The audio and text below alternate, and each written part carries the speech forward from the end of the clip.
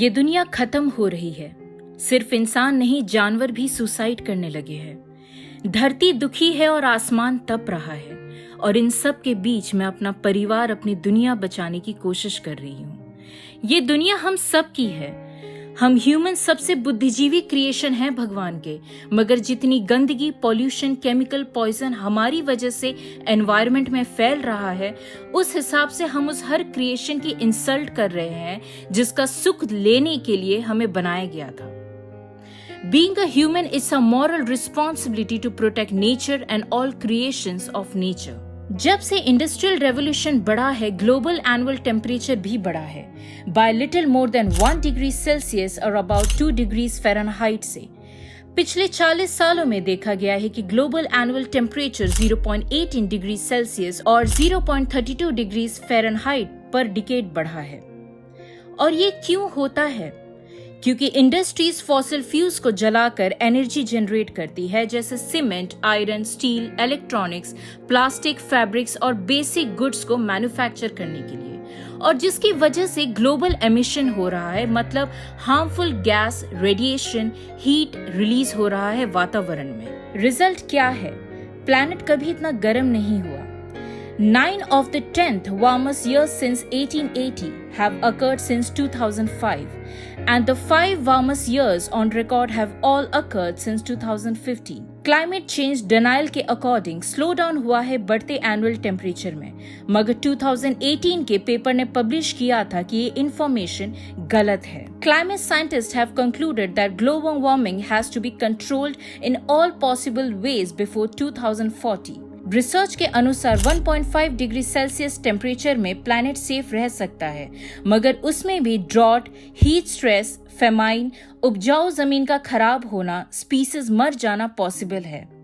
मगर practically 1.5 degree Celsius से कम होना मुश्किल होगा, क्योंकि जिस तरह से ह्यूमन लाइफ्स डेवलप कर रही है, इंफ्रास्ट्रक्चर डेवलपमेंट नहीं रोका जा सकता, मगर कंट्रोल किया जा सकता है। और बाय चांस कंट्रोल नहीं हुआ तो extreme drought, wild fires, flood, tropical storms, loss of ecosystem, loss of habitable land और एक्सट्रीम डिजास्टर से गुजरना पड़ सकता है, जिसमें सबसे बड़ी प्रॉब्लम आएगी पॉवर्टी, जो अभी से प्रेडिक्ट किया गया है कि करीब 100 million human lives will be suffering from poverty. What causes global warming?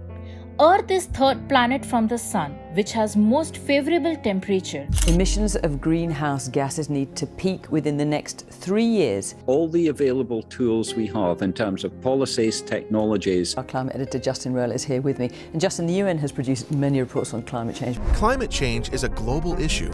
और इतनी लश लाइफ प्लैनेट अर्थ पे इसीलिए है क्योंकि अर्थ का एटमॉस्फेयर एक थिन एयर ब्लैंकेट की तरह अर्थ को प्रोटेक्ट करता है, जिसमें मल्टीपल गैसेस होते हैं, जिसके वजह से सन के हार्मफुल रेडिएशन से अर्थ सेफ रहता है। और जो ओजोन लेयर है वो भी सन के हार्मफुल अल्ट्रावायलेट रेज से अर्थ को प्रोटेक्शन देता है। Sun reflects more 2 rays on earth, infrared rays and visible rays.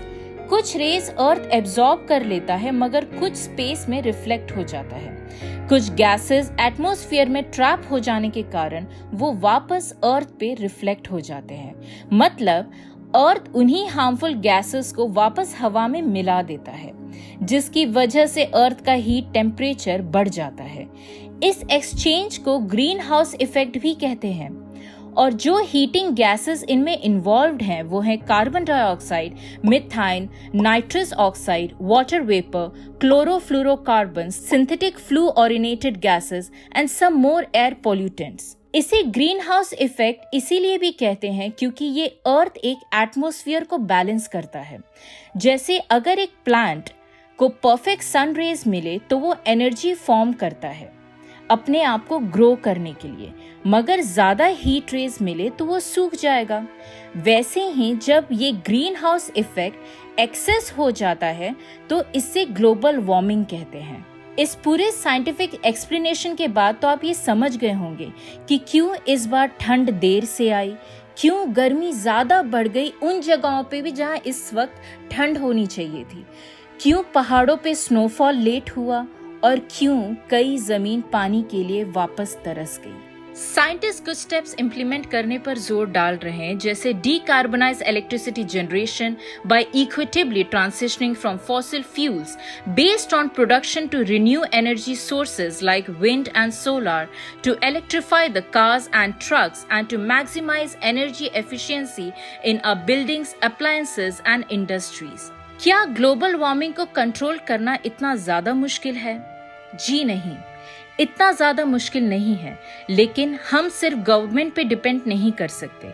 कुछ इंडिविजुअल लेवल पे हमें भी एफर्ट्स डालने होंगे, जैसे make conserving energy as part of your daily life. जब आप शॉप करते हैं to new appliances, refrigerators, washers and dryers, वो प्रोडक्ट्स देखो जो गवर्नमेंट्स एनर्जी स्टार लेबल के हैं, क्योंकि वो हायर स्टैंडर्ड मेंटेन करते हैं फॉर एनर्जी एफिशिएंसी का। जब कार खरीदते हैं तब भी देखो with the highest gas mileage and lowest emission. कभी कभी पब्लिक ट्रांसपोर्ट भी यूज कर सकते हैं to reduce emission for the environment. Last में यही कहूंगी, प्लीज प्लास्टिक वायर्स, रबर्स को बर्न ना करें, रिसोर्सेज बचाने की कोशिश करें और ज्यादा यूज करने की कोशिश करें। हम बचेंगे तभी हम वाइल्ड लाइफ को बचा सकेंगे, वरना इतने बुद्धिजीवी होने का कोई मतलब नहीं। जय हिंद, न्यूज रत्न।